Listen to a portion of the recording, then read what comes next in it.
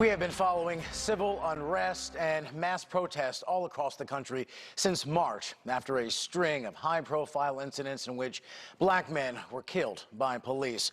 Often in the center of that storm is prominent attorney Ben Crump, who rose to national fame, taking on high-profile civil rights cases, including several that have fueled the recent protests and reforms. Tonight, we're sharing his unique perspective.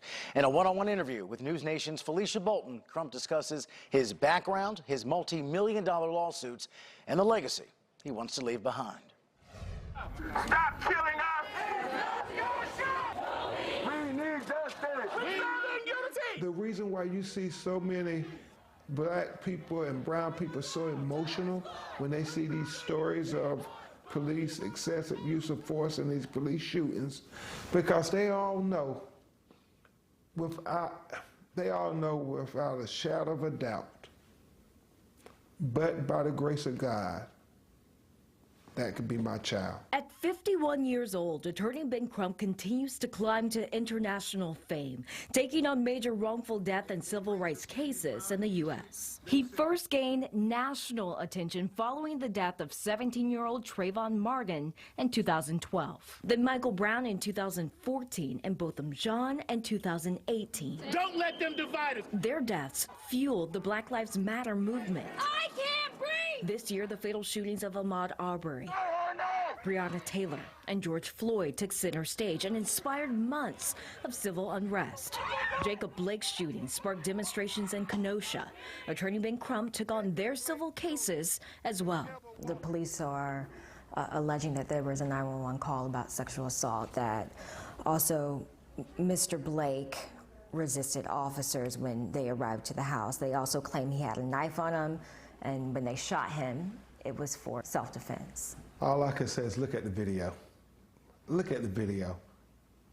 You look at that video for yourself and see if Jacob Blake posed a threat, any threat of violence to those police while he's moving away from them, trying to get away. He's a mentor, a husband, father to one daughter, and legal guardian of two adoptive cousins. The author of Open Season, Legalized Genocide of Colored People.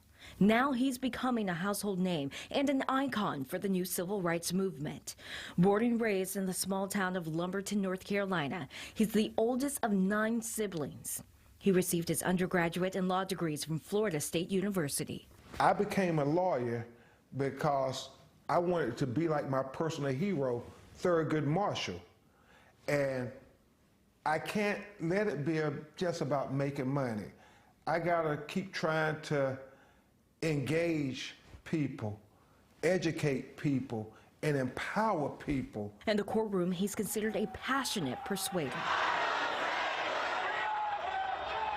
With his legal expertise, the city of Louisville, Kentucky agreed to pay $12 million to Breonna Taylor's family and institute sweeping police reforms and a historic settlement. What was the key factor that led the city of Louisville to give that $12 million settlement?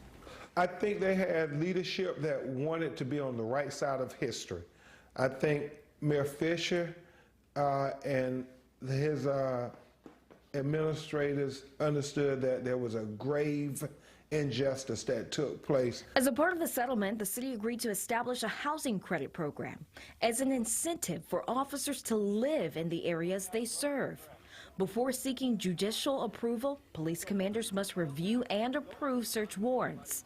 And social workers will be used on certain police runs. Whenever you mention the sweeping reforms that will happen with that police department, does that qualify as defunding the police? I think it's a restructuring. It's a reimagining policing in America. So for instance, the fact that they are incentivizing police officers to live in the city and live in the minority communities that they police by paying for their houses. It's not this shoot first, ask questions later mentality. No, you think about that person as a neighbor. It's so disturbing when you know in your heart of hearts, if Breonna was a young white woman, no way they would have tried to offer these justifications. What charges do you think they would have faced?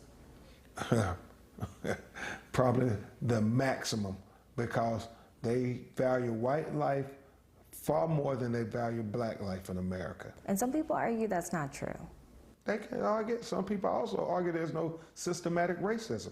Just because they try to justify something, just because they try to say it's legal, that don't make it right. From wrongful deaths to the Flint water crisis and reinvestigating the death of Tupac Shakur, Crump has a history of taking on and winning major cases. Sometimes I think, you didn't win any of these criminal cases.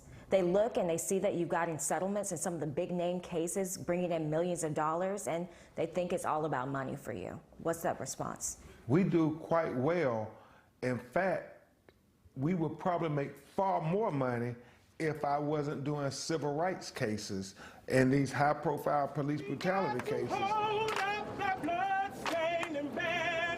As protests continue across the world demanding justice for his clients, he hopes the work he's doing will leave a lasting impact for generations to come. We got to fight, although we have to cry. Felicia Bolton, NewsNation, Tallahassee, Florida. Our NewsNation team does have an extended version of this interview discussing more about the Jacob Blake case and also George Floyd's death as well.